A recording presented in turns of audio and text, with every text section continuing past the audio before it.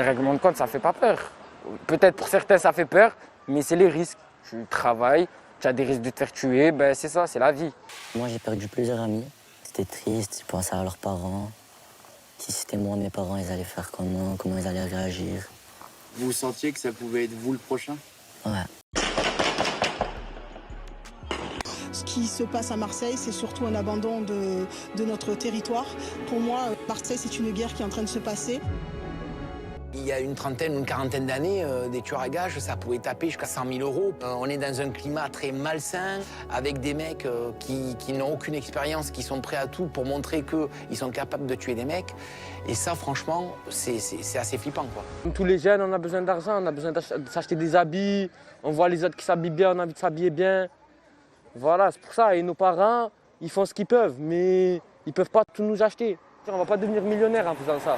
Parce que je vois les policiers qui mettent, même BFM TV, les journalistes et tout, ils mettent qu'un guetteur, ça gagne 5 000 euros par mois. C'est rien à voir. Un guetteur, les gens ils pensent que c'est facile, mais c'est dur. Tu es là de 10h du matin à minuit. Tu fais rien, tu t'es assis sur une chaise, tu t'ennuies. Des fois, il y a le soleil, il y a la pluie, tu travailles, tout ça pour 100 euros par jour.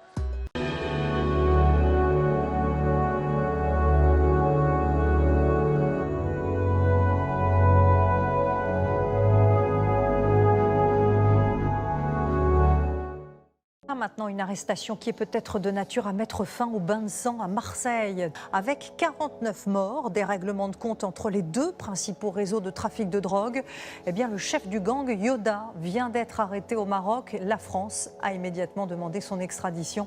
Esther Lefebvre, Emmanuel Binet et Frédéric Mia. Marseille. Année 2020. Plus de 70 morts en moins de 2 ans. Des adolescents exécutés. Des innocents fauchés, des quartiers entiers livrés à la loi des gangs. Et pourtant, rien n'a été arrêté à temps. Logique, le contrôle territorial est derrière, bien évidemment, une logique de vendetta, une logique de représailles. Non, non, non! Un assassinat! Ne nous regardez pas! Rejoignez-nous! Ils ne sont pas particulièrement connus pour un certain nombre de faits. Certaines un petit peu, mais pas pour des faits de trafic de stupéfiants. Nous sommes plutôt sur l'idée d'un coup de force sur un point de stupéfiants.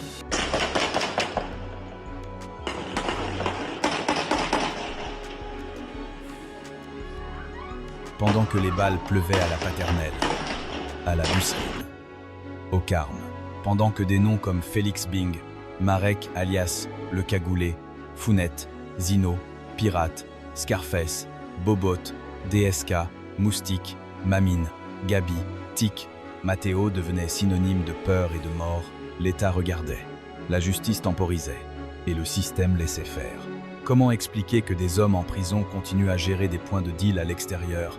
Comment expliquer que des chefs de réseau déjà incarcérés donnent encore des ordres, recrutent, commanditent, depuis leurs cellules?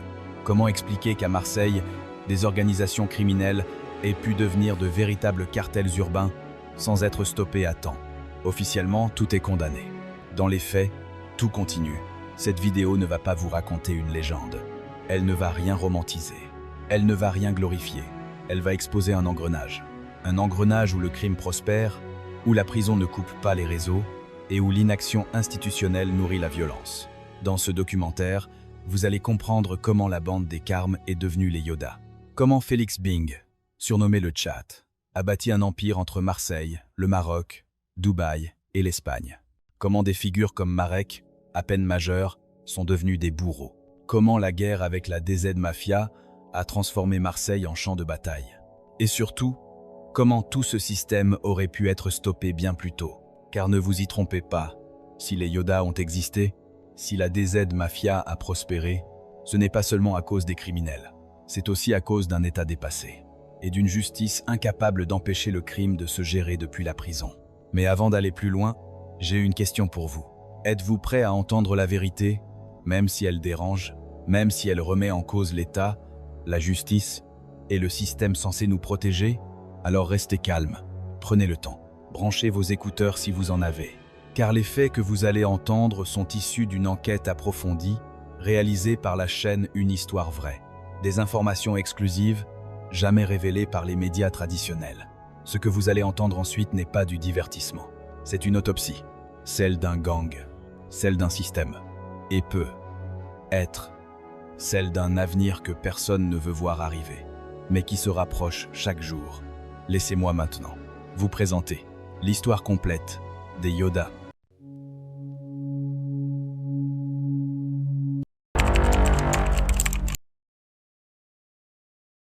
Marseille n'a pas toujours été dominée par les quartiers nord. Ses habitants, ses mères de famille oscillent entre émotion et colère. On veut plus, on veut plus, on veut plus. Stop! Je suis choqué de plus en plus. Je sors, je vais avec mes enfants, je vais faire les courses, j'ai toujours peur. Dès qu'on entend un petit pet, oh, on est là, on a peur, madame. Ce qui se passe à Marseille, c'est surtout un abandon de notre territoire. Pour moi, Marseille, c'est une guerre qui est en train de se passer. Face à cette série de drames, une première réponse immédiate de l'État est arrivée. La CRS 8, des membres des forces de l'ordre spécialisés dans les violences urbaines, déployés à Marseille cette semaine. Il était minuit et demi, avec mon compagnon, on était en train de s'endormir et on a entendu des détonations, enfin des coups de feu dans la rue. Donc on s'est précipité à la fenêtre ici pour voir ce qui se passait.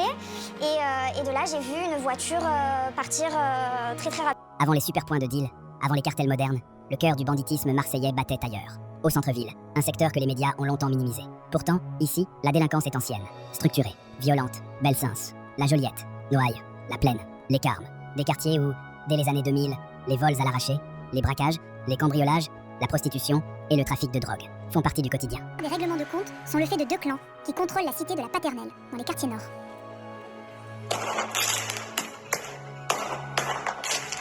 Les Yoda et les Magas s'affrontent pour le contrôle des 4 points de vente de la cité. On appelle ça les fours. Moi, à la Paternelle, il y a 2 réseaux et ils se battent pour avoir le monopole à un moment donné du marché. Il y a des tirs de Kalachnikov le soir, régulièrement. Il suffit de se balader, en tout cas en bas de la cité, là où il y a justement les réseaux. On voit des balles par terre, on voit des impacts de balles sur les murs. Ça effraie donc les familles. C'est une prison pour les habitants. Ils ont le droit de circuler jusqu'à 17h. À partir de 17h, ils sont tous enfermés. En ce milieu d'après-midi, plusieurs enfants se rassemblent autour de nous. La Paternelle, on aime bien, mais on a envie de partir. À part que, pourquoi tu veux partir de la Paternelle? C'est trop chaud. T'as peur de quoi? D'avoir des tirs, tout ça? Ouais, d'avoir de mourir. On avoir la peur quand tu vois les mecs cagoulés qui veulent tirer de partout. Ah non, mais ça tire souvent. Ça tire souvent? Tout le temps? Comment souvent? Y'a pas un jour où je dors serein chez moi. Ah, mais quand il y a la police, nous on est contents. Parce que... C'est vrai, on nous protège. Ça me rassure devant la police. Et quand elle part? Quand elle part, je me sens pas tout en sécurité. C'est dans ce décor que naît une petite équipe, discrète au départ, mais déterminée. Ils sont jeunes, ils se connaissent depuis l'enfance, et ils viennent presque tous du même secteur. Les Carmes. À la tête du groupe, un nom va rapidement s'imposer. Kamel, surnommé Scarface, plus âgé que les autres, plus structuré, plus ambitieux. Autour de lui gravite un noyau dur. Félix Bing, futur Félix le Chat. Ahed, alias Bébou. Oussama, alias l'ours. Sami, Samir, Gaé, alias Moui. Et Walid, surnommé Fondu. Au début, rien d'exceptionnel. Ils font ce que font tous les jeunes délinquants de Marseille à cette époque. Vols, scooters, cambriolage, braquage. Mais très vite, une évidence s'impose. Le vrai argent n'est plus là. Il est dans la drogue. Début des années 2010. Le trafic explose à Marseille. La cocaïne circule. Le cannabis arrive en masse. Les bénéfices deviennent vertigineux. Les Carmes entrent dans le jeu. Ils montent un point de deal dans leur quartier. Et l'argent commence à couler. Mais à Marseille, personne ne monte sans déranger quelqu'un. Et très vite, un premier conflit éclate. En 2010, les Carmes se heurtent à un ancien respecté du secteur, Yamine, de Saint-Lazare. La tentative de prise de terrain tourne mal. Une fusillade éclate. Des blessés. Un adolescent de 17 ans touché par balle. Le message est clair. Les Carmes sont allés trop loin. Des bandes rivales qui s'affrontent sous les yeux des habitants. Et des blessés par balle, de plus en plus nombreux à l'hôpital. Beaucoup atterrissent dans le service de réanimation du professeur Léon, situé non loin des quartiers nord. Ça peut aller de la blessure, de la simple blessure qui arrive aux urgences ici, une balle dans un membre, jusqu'à soit un choc hémorragique, voire des balles au niveau du cerveau qui peuvent avoir un effet sur le point de cycle vital quasi immédiat. Difficile d'un père effondré. Ce matin, Ahmed Kessassi revient sur les lieux du drame. Il nous confie quelques mots. Il habite là. C'était de la maison de Tata avec des balles, il est là. Mon fils de 20 ans, il est parti pour rien. Pour rien. Arrêtez de l'assembler dans son apport de gauche, droite, gauche. Vous parlez de ça. Il faut parler de ça, s'il vous plaît. J'espère que Inch'Allah, mon fils, il est dernier. On a marre tous les jours, tous les jours, tous les jours, tous les jours. Souvent, une même inquiétude chez les blessés, que les règlements de compte les poursuivent jusque dans les murs de l'hôpital. La plupart se sentent en insécurité. Il y a souvent une protection policière qui est mise en place dès leur admission. Ils sont admis sous X, c'est-à-dire il y a une procédure pour les anonymiser, pour pas qu'on sache de l'extérieur où ils sont et qui ils sont. Et il y a toujours une protection policière dans la réanimation, le temps de la durée de leur hospitalisation qui va les accompagner. Le groupe se cache. La pression monte. Et pour éviter l'escalade, un accord est trouvé. 50 000 € versés pour calmer la situation. Une somme énorme. Mais révélatrice d'une chose, les Carms gagnent déjà beaucoup d'argent. À ce moment-là, Félix Bing n'est pas encore le boss. Il est le gérant, celui qui fait tourner, celui qui coordonne. Le patron, c'est toujours Kamel. Mais la police observe. Des surveillances sont mises en place. Des allers-retours sont repérés. Des liens avec la Busserine et Fond Vert sont identifiés comme source d'approvisionnement. Les Carmes ne sont plus un simple groupe de rue. Ils entrent dans le radar. En 2011, Kamel est mis en cause dans une affaire d'importation de stupéfiants entre l'Espagne, le Maroc et la France. Puis en 2013, tout bascule. Kamel est interpellé, armé, cagoulé, sur une moto volée, aux abords de la Castellane. La fuite échoue. La BAC intervient. Des gilets pare-balles volés à la police sont retrouvés. Kamel est incarcéré. Un vide se crée. Et dans l'ombre, Félix Bing commence à prendre de plus en plus de place. Son nom, Yoda, s'affichait aux quatre coins de cette cité marseillaise. L'un des deux clans les plus puissants du narcotrafic de la ville, dirigé jusqu'à hier par cet homme, désormais derrière les barreaux. Félix Bingui, 33 ans, alias Le Chat, vient d'être arrêté au Maroc. Il faisait l'objet d'un mandat d'arrêt pour notamment importation de stupéfiants en bande organisée, transport, détention, acquisition, cession de stupéfiants, association de malfaiteurs et blanchiment d'argent.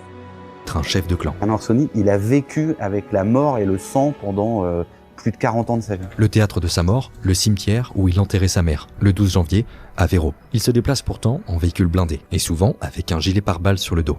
Mais pas cette fois. Et il est probable que les tueurs ont choisi, pas le côté symbolique des obsèques plus que ça, mais en revanche qu'ils aient choisi cette fenêtre de tir, c'est le cas de le dire, en se disant, bah voilà, il va être présent quelques heures, il va être vulnérable quelques heures, et c'est ce moment qu'ils choisissent pour frapper. Elles sont souvent dans la hiérarchie du trafic de drogue, assez bas. Ce ne sont pas les têtes pensantes du réseau, tout simplement parce que les têtes de réseau, elles ne sont plus à Marseille.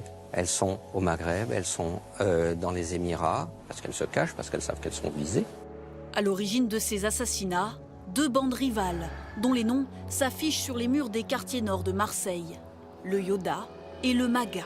Mais à Marseille, chaque vide attire la violence. Et ce qui va suivre va faire entrer les Carmes dans une spirale dont ils ne sortiront jamais indemnes. À Marseille, il n'existe pas de vide durable.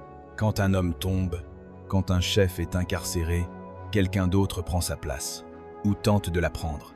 À partir de 2014, la ville entre dans l'une des périodes les plus violentes de son histoire récente. Dans les quartiers nord, une guerre d'anéantissement éclate. Le clan des Tirs est attaqué de toutes parts. Face à eux, une alliance redoutable se met en place. Le clan de Marignane, les Remagna et désormais la bande des Carmes. Un jeu d'alliance complexe, bâti sur des morts, des trahisons et des vengeances croisées. L'élément déclencheur survient le 27 janvier 2014. Ce jour-là, Lagdar, trafiquant bien connu de la Rose, attend sa fille dans la cité de Valplein. Deux hommes arrivent en Twingo. Ils ouvrent le feu à la Kalachnikov. Lagdar meurt sur place. Son fils de 9 ans, assis à l'arrière, est tué lui aussi. Moi, j'ai perdu plusieurs amis. C'était triste, ils pensaient à leurs parents. Si c'était moi, mes parents, ils allaient faire comment ils allaient réagir. Vous sentiez que ça pouvait être vous le prochain? Ouais. J'avais une sorte de mauvais pressentiment quand j'étais là-bas. La vérité, quand j'entends il y a la police, je suis contente. Mais après, ils viennent pour une fois, 2 fois, après, on ne les voit pas pendant un mois. Un enfant. Cette exécution marque un point de non-retour. Les auteurs, affiliés au clan Berbou, prennent la fuite. Mais ils commettent une erreur. Ils abandonnent une moto. À l'intérieur, une arme. Des empreintes. Les noms remontent. Les arrestations suivent. Mais la machine est lancée. Lors de l'enterrement, les grands noms du banditisme marseillais sont présents. Mohamed Seguir, patron de Marignane. Mehdi Remadnia. Et les Carmes. La vengeance est décidée. À ce moment-là, la bande des Carmes a changé. Elle est plus structurée, plus armée, plus violente. On y retrouve désormais Kamel Scarface, Ahed Bebou, Félix le Chat, Oussama l'Ours, Sami, Samir, Gaï Moui et Walid Fondu. Ils participent à plusieurs opérations meurtrières. Avril 2014, 2 assassinats majeurs. Hakim, à la Busserine, puis Mehdi Berbou, exécuté sur l'autoroute. La bande des Carmes est désormais engagée à visage découvert. Mais la violence ne s'arrête pas là. En juillet 2014, ils tentent un braquage de bijouterie sur le boulevard de la Libération. Le plan échoue. La police intervient. Fondu est arrêté. Les autres prennent la fuite. Quelques mois plus tard, nouvelle erreur fatale. Les Carmes tentent de carotter leurs fournisseurs lyonnais. Objectif, récupérer 80 à 100 kilos de marchandises sans payer. Une fusillade éclate. Aucune victime. Mais cette fois, la police remonte toute l'équipe. Fin 2014. La quasi-totalité des Carmes est interpellée. Les chefs tombent. Kamel Scarface est incarcéré. Ahed Bebou aussi. Mais la prison ne coupe rien. Elle déplace seulement le problème. Depuis sa cellule, Kamel continue de donner des ordres. Il va même jusqu'à demander à Félix d'organiser des évasions, plans de prison, armes, repérage. Félix est interpellé avant le passage à l'acte. Mais le mal est fait. Les Carmes ne sont plus une bande de rue. Ils sont devenus une organisation criminelle. Et pendant que certains tombent, d'autres meurent. Sami, le petit frère de Kamel, décède à 27 ans. Oussama l'Ours est assassiné. Puis Samir, tué dans la cité du Rakati. 3 morts en 1 an. La bande saigne, mais elle ne disparaît pas. Au contraire, elle va muter. Et cette mutation portera bientôt un nom que toute la France connaîtra. Ils se connaissent bien depuis de nombreuses années. Ils se respectaient, on va dire, dans leur travail au quotidien, sur leur territoire. Et puis ça s'est dégradé pour des raisons personnelles, humaines, et puis après pour des raisons de territoire. Jusqu'à 80 000 € par jour pour certains. La violence atteint des sommets l'an dernier. 49 morts à Marseille sur fond de trafic de drogue, dont les 3/4 sont directement liés aux rivalités entre ces 2 clans.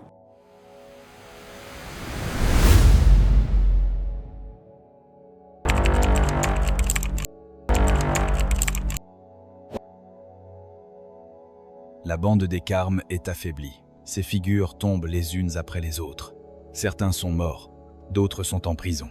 Mais dans l'ombre, un homme observe. Félix Bing, surnommé le Chat. On le surnomme le Chat. Il est considéré par les autorités françaises comme le chef du clan Yoda. Félix Bingui, dit le Chat, c'est son surnom à 3 mandats d'arrêt internationaux émis par la France. Mais qui est Félix Bingui ? C'est un garçon dont on entend parler depuis quelques années. C'est vraiment quelqu'un qui a, il faut le dire ainsi, la tête sur les épaules, extrêmement intelligent. Et c'est pour ça qu'on l'appelait aussi le Chat, parce que c'était un vrai malin qui retombait tout le temps sur ses pattes. La police le soupçonne d'avoir fondé en 2020 le clan Yoda, un réseau de narcotrafiquants basé à Marseille, notamment dans la cité La Paternelle, et d'en être le chef. Alors pourquoi Yoda ? Eh bien c'est à cause des tags muraux au nom du personnage de la saga Star Wars qui indiquaient les points de deal du gang. Félix Bingui devient l'un des plus gros caïds de Marseille à la faveur de la crise du Covid en 2021. Félix n'est pas le plus violent, il est le plus intelligent. Là où les autres tirent, lui calcule. Là où les autres s'exposent, lui disparaît. Il comprend une chose essentielle. À Marseille, la guerre se gagne moins avec des armes qu'avec des flux. Flux de drogue, flux d'argent, flux humains. Félix restructure. Il coupe avec l'ancienne logique de bande. À Marseille, des fois, dans chaque quartier, c'est que tout le monde a des idées. T'as vu, pour mettre des bâtons dans les roues au Condé, comme là, regarde. Tu vois le slalom que c'est. Là, les Condés, ils viennent, ils peuvent pas venir en courant en direct. Tu vois, faut... soit ils sortent, soit ils passent. Je sais pas comment ils vont faire, mais... Ça, pourquoi tu nous as emmenés à la paternelle, précisément? Parce que c'est, on va dire, mon deuxième quartier. Où, regarde, la preuve, j'ai fait la bise un peu à pratiquement tout le monde. Il y a tout ça de mon quartier ici. C'est pour faire référence, on va dire, au quartier des Carmes. Et moi, je suis dans un endroit précis ici à la paternelle.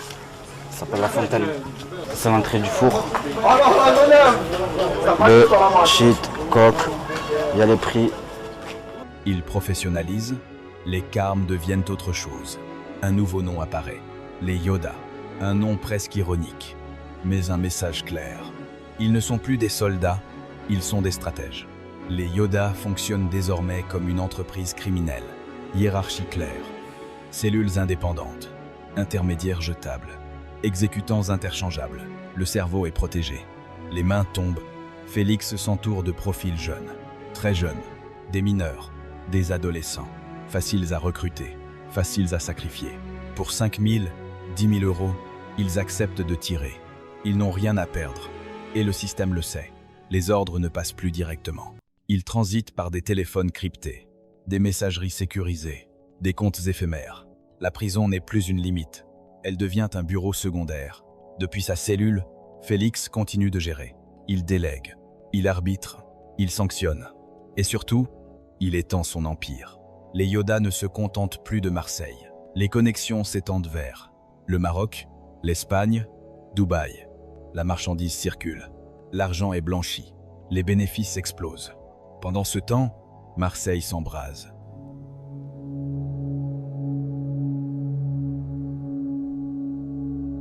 La plupart des victimes sont très jeunes, souvent des petites mains, membres de réseaux.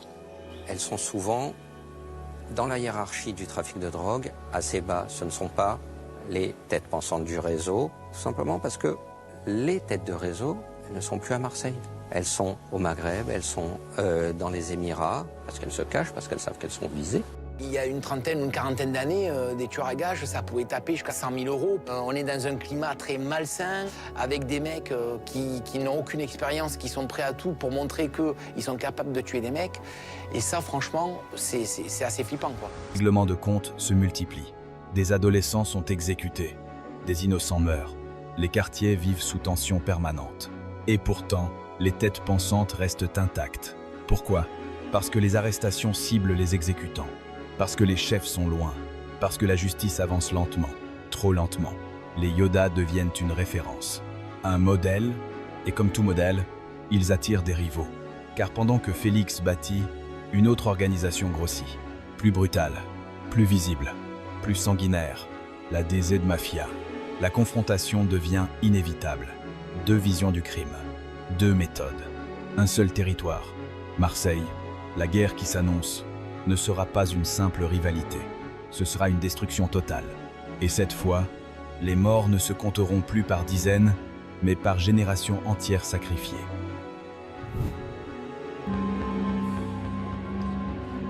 Au lendemain des dernières fusillades, des familles endeuillées se rassemblent. Les assassins en prison! Stop aux assassinats! En tête, Laetitia. Elle a perdu son neveu Ryan durant l'été 2021. Il avait 14 ans. Ça, c'est notre quotidien. Nous, tous les week-ends, on est au cimetière à fleurir la tombe du petit. Faut qu'ils se rendent compte de ça, les gens. C'est pas des simples numéros, des simples dossiers. C'est pas des simples prénoms. C'est des êtres humains, des enfants, des jeunes adultes. Et les familles, après ça, elles sont brisées. Ces habitants, ces mères de famille, oscillent entre émotion et colère.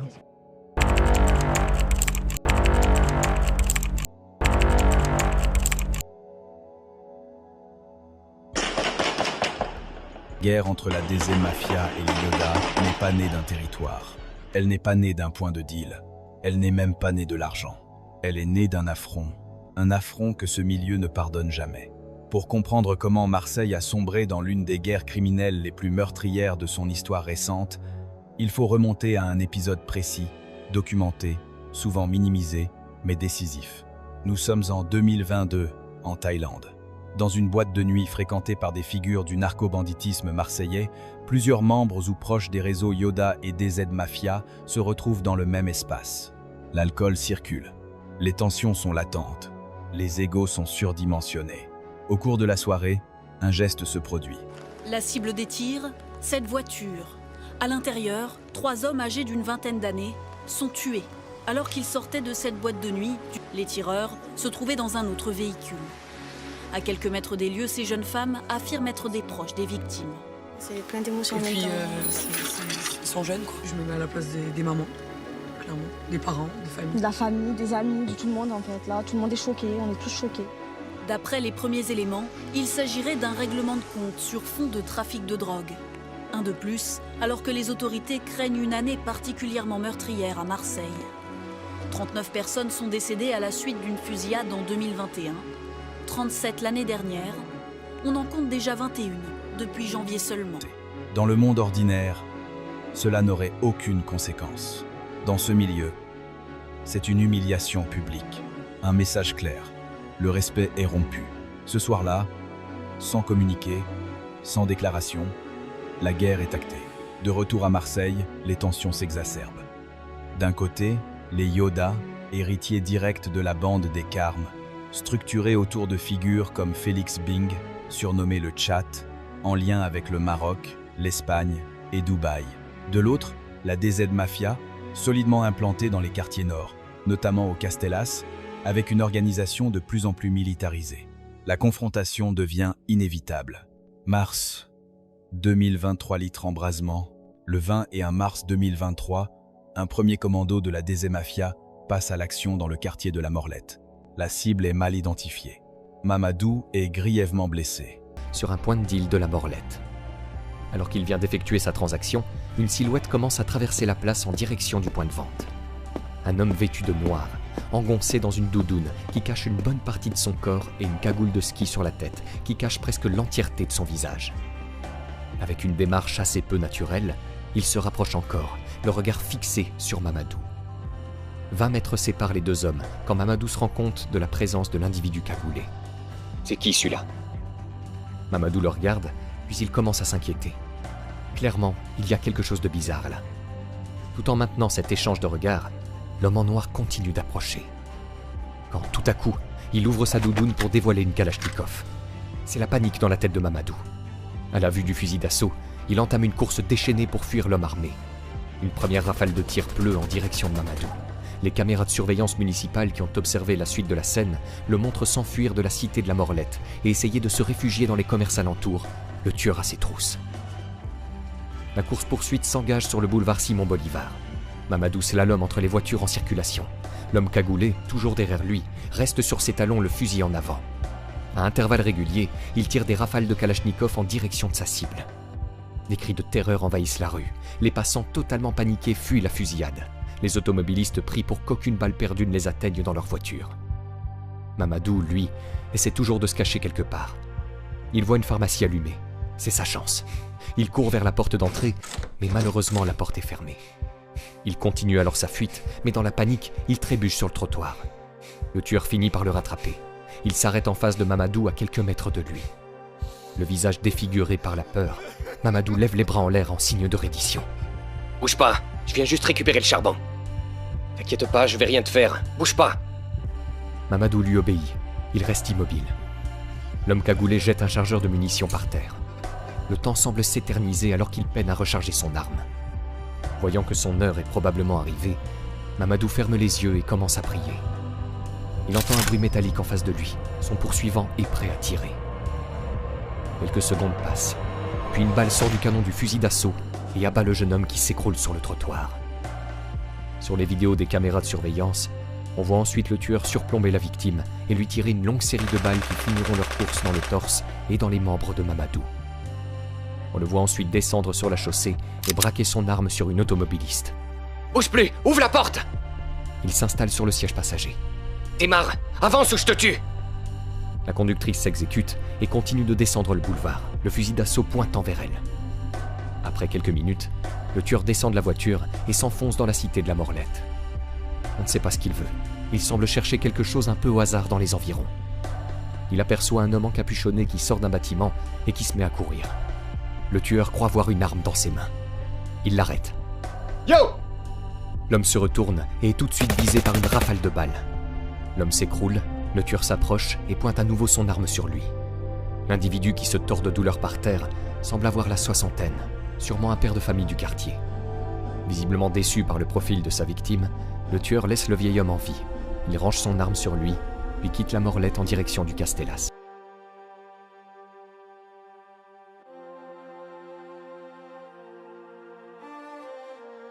Il nous arrive d'avoir des jeunes maintenant qui croient bien faire en s'insérant dans un réseau de trafic de stupéfiants. Parce que finalement, ils ont un emploi, ils ont des horaires de travail, ils se lèvent le matin, ils ramènent de l'argent. Puis pour eux, c'est les valeurs dominantes dans la cité, c'est le trafic de stupéfiants, c'est l'entreprise qui marche dans la cité. Alors, le guetteur qui rentre dans le trafic de stupéfiants sans avoir conscience qu'il est dans l'illégalité, et il se normalise. Et donc pour lui, c'est normal. Et pour lui, c'est aussi normal d'avoir de l'argent pour s'acheter des chaussures de marque, une casquette de marque, un t-shirt de marque. Est confié à Matteo, jeune tueur de la DZ, décrit par les enquêteurs comme inarrêtable. J'ai mis le contrat, frérot, je vais redescendre. Le soir, je vais remonter à Paname. Ça va tout baiser, ça. Sur la vie de ma mère, tu vas te jurer, mon sang. Sur la vie de ma mère, tu vas péter un plomb. Sur la vie de ma mère, à dire, je me suis en train de m'envoyer sur un contrat, je suis en train de rigoler. La cible, Adlaïr, lié au beau-frère d'un cadre des Yoda. Le commando l'attend devant son domicile. Matteo descend du véhicule, tire, puis l'achève d'une balle dans la tête à travers son casque. Une exécution nette, froide, méthodique. Les armes sont ensuite abandonnées dans la cité du Castellas. Mais les Yoda ne laissent pas passer. 2 avril 2023, la riposte. Le 2 avril 2023, un commando Yoda frappe directement le fief de la DZ Mafia.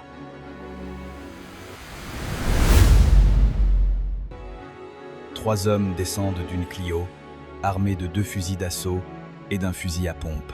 Ils ouvrent le feu dans la cité du Castellas. 2 morts, 5 blessés. Près de 50 douilles retrouvées au sol. La même nuit, des tirs éclatent aux Égalades, faisant plusieurs blessés supplémentaires. Quelques heures plus tard, Matteo reçoit un message. Il doit répondre. La nuit du basculement. Dans la nuit, Matteo se rend au snack Le Sénac, dans le quartier de la Joliette. Il ouvre le feu sur 3 adolescents. Caïs, 6 ans, meurt sur place. Gibril, 15 ans, décède à l'hôpital. Un 3e jeune, âgé de 14 ans, survit gravement blessé. C'est l'horreur à Marseille. Un ado de 14 ans a été tué par balle, un autre du même âge touché et un enfant de 8 ans a été gratiné par des tirs mais sans gravité. Information du journal La Provence qui précise que les faits se sont déroulés dans le 14e arrondissement de la ville hier soir dans la cité des Marronniers. Des soignants en première ligne qui aujourd'hui veulent alerter sur un phénomène qui prend de plus en plus d'ampleur. Nous, ce qu'on voit, c'est la violence. Et cette violence par arme, blanche ou à feu, qui augmente progressivement de partout en fait. Et même ces jeunes, ils méritent tout autant d'être considérés que d'autres patients, que d'autres personnes dans la société. Le fait qu'on trouve ça normal, que ce soit juste un petit titre sur un journal en disant encore 3 blessés, encore 3 morts, voilà, c'est une épidémie, hein. C'est une épidémie à l'heure actuelle. On a vécu des épidémies il n'y a pas très longtemps qui ont fait beaucoup de bruit. Là aussi, c'est une épidémie. Et on trouve ça un peu injuste d'y assister les bras ballants en disant finalement c'est entre eux, c'est pas notre monde et c'est comme ça. En une seule nuit, 4 morts, 12 blessés. C'est l'un des épisodes les plus sanglants de Marseille en 2023. Peu après, Matteo est arrêté. Sa voiture avait été balisée par les enquêteurs. Mais son arrestation ne met pas fin à la guerre. Elle marque le début d'une nouvelle phase. Été 2023, les sicarios de la DZ. À l'été 2023, la DZ Mafia restructure son appareil de violence. Un trio émerge. Bilal, alias Rneuf, O'Connor, son chauffeur, Monsieur Propre, chargé de faire disparaître les preuves, Ils opèrent sous la supervision d'Alicia et Christian, surnommés Bonnie, Clyde.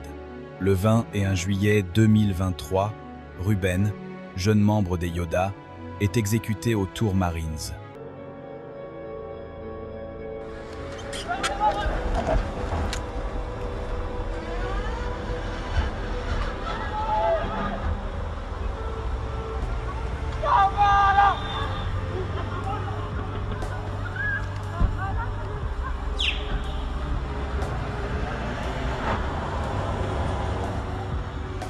Quelques jours plus tard, un autre jeune est abattu à la sortie de la boîte de nuit, le Miami.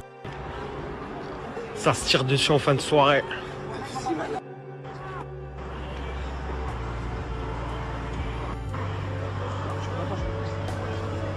On peut pas passer récupérer la voiture. C'est laisse passer. Les Yoda tentent une riposte le 1 août 2023, visant Christian au fusil à pompe. Il échappe de peu à la mort en se réfugiant dans un bâtiment du Castellas. Août 2023, litre horreur absolue. Le 13 août 2023, Moustique, membre important de la DZ Mafia, est exécuté dans la cité de Fond-Vert. Un contrat de 4 000 € aurait été mis sur sa tête. 2 jours plus tard, la DZ frappe de nouveau. La cible, Dylan, accusé d'avoir participé à une tentative de meurtre contre Zaza, allié de la DZ et cousin de Tic. Le 15 août 2023, Rneuf et O'Connor se rendent à la Maison-Blanche. Dylan est poursuivi, plaqué au sol. 17 balles de Kalachnikov sont tirées dans sa tête. Devant tout le monde, la scène est captée en direct par les enquêteurs. La voiture était balisée, la BRI écoute tout. Les arrestations suivent rapidement. Rneuf, O'Connor, Christian et Monsieur Propre sont interpellés. La chute, avec Christian incarcéré, Alicia prend le contrôle. Elle supervise 9 hommes et 2 femmes depuis le Castellas. Le 31 août 2023, un dernier commando est envoyé au Micocoulier. La cible, Jason, membre actif des Yoda. Il est abattu. La voiture est retrouvée incendiée. C'est le dernier meurtre de la guerre. Scar est mort. Mohamed. Regarde. Numéro 2 des Yoda, est arrêté en juillet. Félix Bing est visé par un mandat d'arrêt international et se réfugie au Maroc. La DZ Mafia récupère les points de deal de la paternelle. La guerre des étoiles est terminée. Mais Marseille, elle, est déjà marquée à jamais. La guerre est terminée, mais la violence, elle, a laissé des traces irréversibles. À la fin de l'été 2023, Marseille compte 49 morts liés directement ou indirectement à la guerre entre la DZ Mafia et les Yoda. Des adolescents, des exécutants, des victimes collatérales, et parfois, de simples passants. Sur le papier, l'État a repris le contrôle. Dans les faits, le mal est déjà fait. Car si la guerre s'est arrêtée, ce n'est pas parce que le système a fonctionné. Elle s'est arrêtée parce qu'un camp a été décimé, et l'autre neutralisé par les arrestations.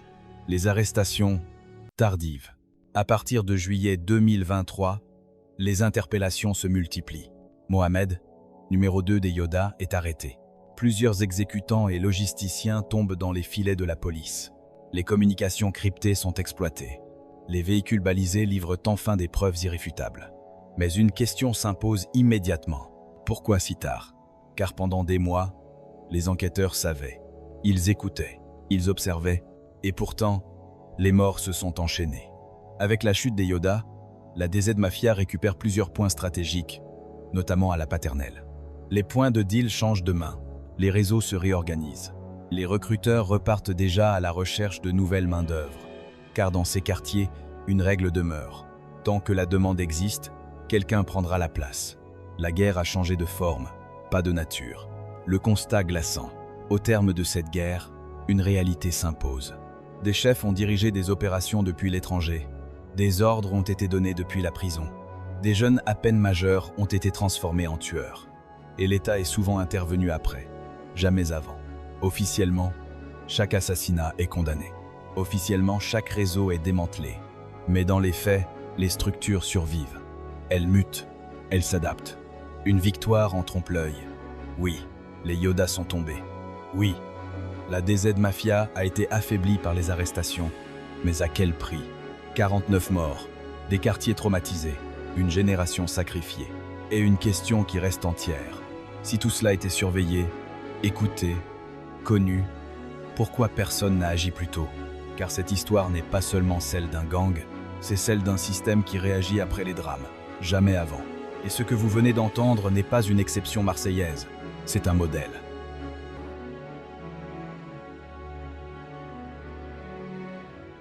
Dans l'imaginaire collectif, la prison marque la fin d'un réseau, la fin d'une influence, la fin d'un règne. Mais dans le narco-banditisme marseillais, la prison n'est pas une fin, c'est une base arrière, des chefs derrière les barreaux. Dès 2023, une grande partie des cadres de la DZ Mafia et des Yoda se retrouvent incarcérés. Mais contrairement à ce que beaucoup imaginent, l'enfermement ne coupe pas les liens. Téléphones clandestins, messageries scriptées, intermédiaires familiaux, avocats servant parfois de relais involontaires ou non. Depuis leur cellule, certains continuent à donner des consignes, à gérer des conflits, à orienter des représailles. La guerre a simplement changé de décor. La guerre continue. En détention. À partir de fin 2023, début 2024, les tensions se déplacent dans les prisons du sud de la France. À Luynes, Baumette, Fleury, plusieurs affrontements éclatent entre détenus affiliés aux deux camps.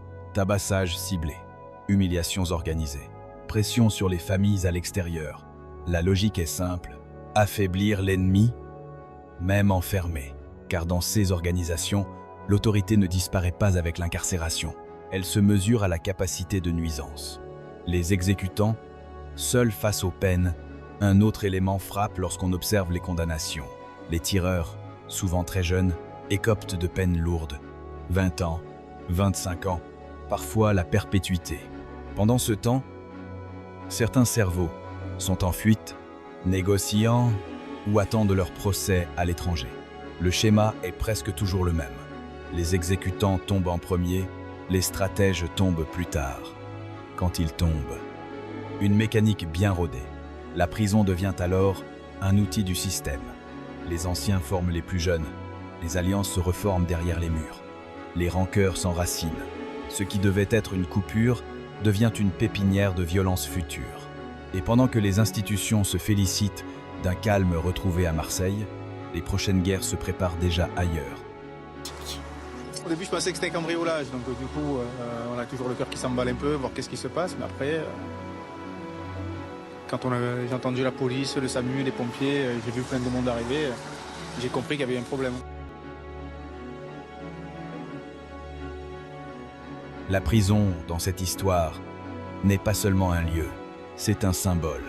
Le symbole d'une génération qui a confondu argent rapide et réussite, peur et respect, violence et destin. À Marseille comme ailleurs, ces jeunes ont grandi en voyant la rue comme une évidence. Pas un choix, une normalité, une vie courte, sans vision. La plupart de ces exécutants avaient 17, 18, 19 ans. Certains n'avaient jamais quitté leur quartier, jamais voyagé, jamais envisagé autre chose. Ils ont appris très tôt à tenir une arme avant un diplôme, à obéir avant de comprendre, à tuer avant de réfléchir. Et surtout, à croire que cette vie-là était la seule possible. Alors qu'en réalité, dans ce milieu, une vérité dérangeante existe, mais personne ne la dit clairement.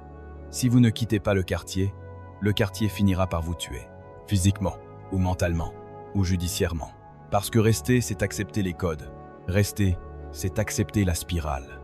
Rester, c'est croire que la rue est une finalité, alors qu'elle n'est qu'un piège, une violence devenue banale. Et nos parents, ils font ce qu'ils peuvent, mais ils peuvent pas tout nous acheter. On va pas devenir millionnaire en faisant ça.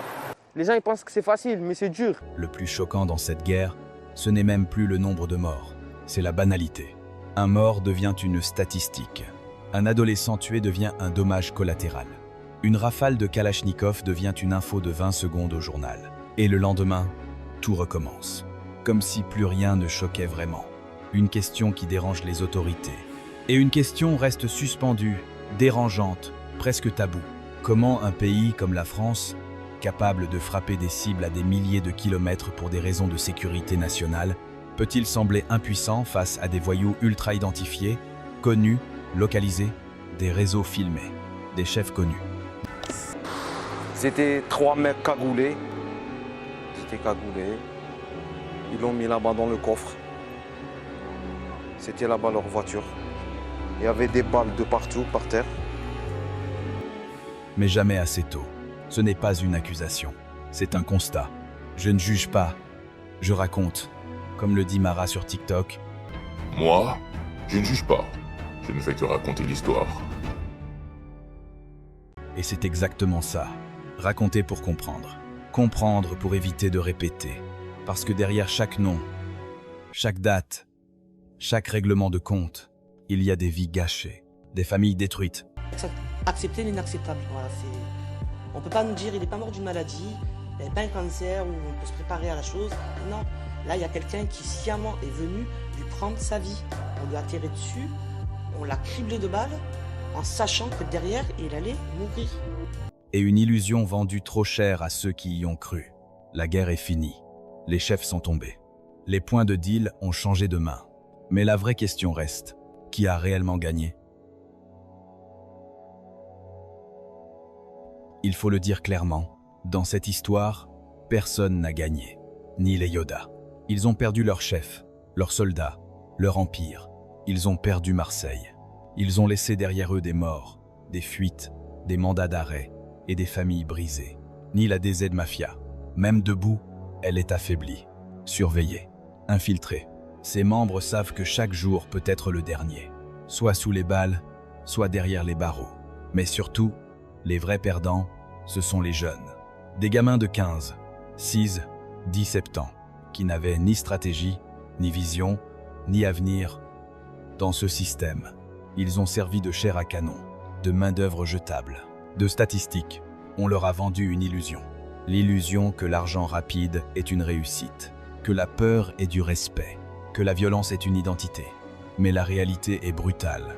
Cette vie ne mène qu'à 3 issues. La prison, le cimetière, ou la fuite permanente. Et dans tous les cas, la vie est déjà finie.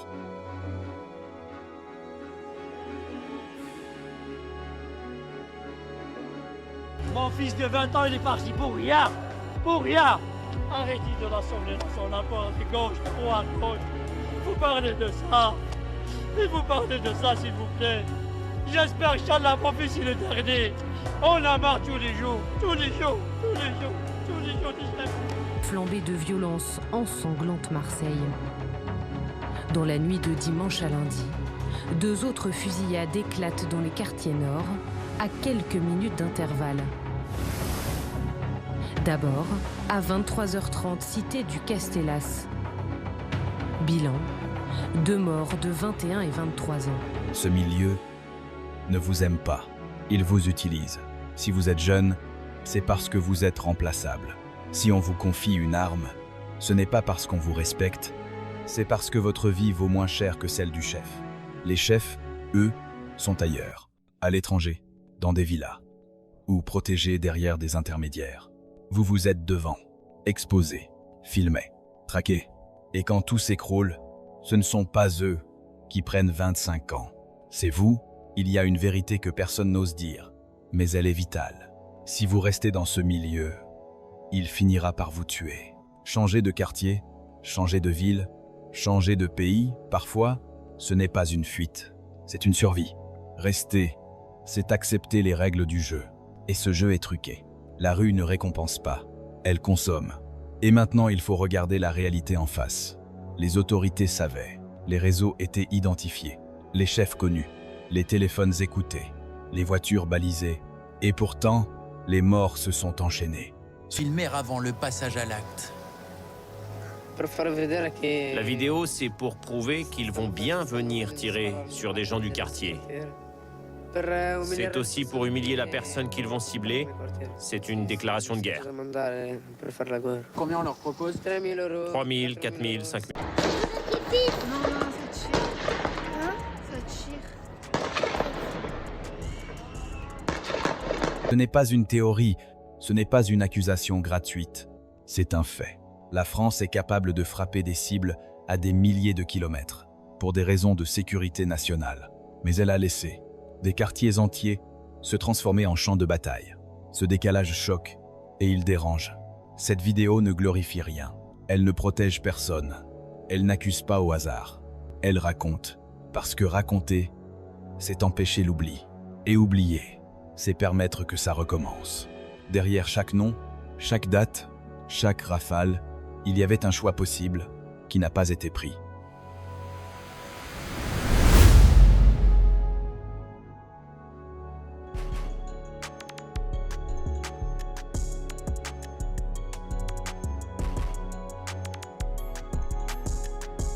La guerre est terminée. Les empires sont tombés. Les rues se sont calmées. Mais le système, lui, est toujours là. Et tant que... On arrive, on découvre, même si moi je suis déjà venu ici il y a quelques années, mais bon, c'est toujours évolutif. Bon, c'est pour ça que c'est intéressant de travailler avec les effectifs locaux. La coordination, aujourd'hui, c'est ce qui fait qu'on obtient des objectifs. Qu'on continuera à confondre silence et solution, répression tardive et prévention, argent sale et réussite. D'autres Yoda naîtront, d'autres DZ apparaîtront, et d'autres jeunes payeront le prix. Moi, je ne juge pas, je raconte l'histoire. À vous maintenant de décider si elle doit se répéter ou s'arrêter ici. Si ce travail vous a marqué, si ces faits vous ont fait réfléchir, alors ne laissez pas cette histoire mourir ici. Soutenez la chaîne, parce que raconter ces réalités dérangeantes demande du temps, du travail et du courage. Et surtout, allez voir la vidéo consacrée à la DZ Mafia. Elle complète cette enquête. Elle éclaire l'autre face de la guerre. Et elle permet de comprendre l'ensemble du mécanisme. Ici, on ne glorifie rien. On documente, on expose, on alerte.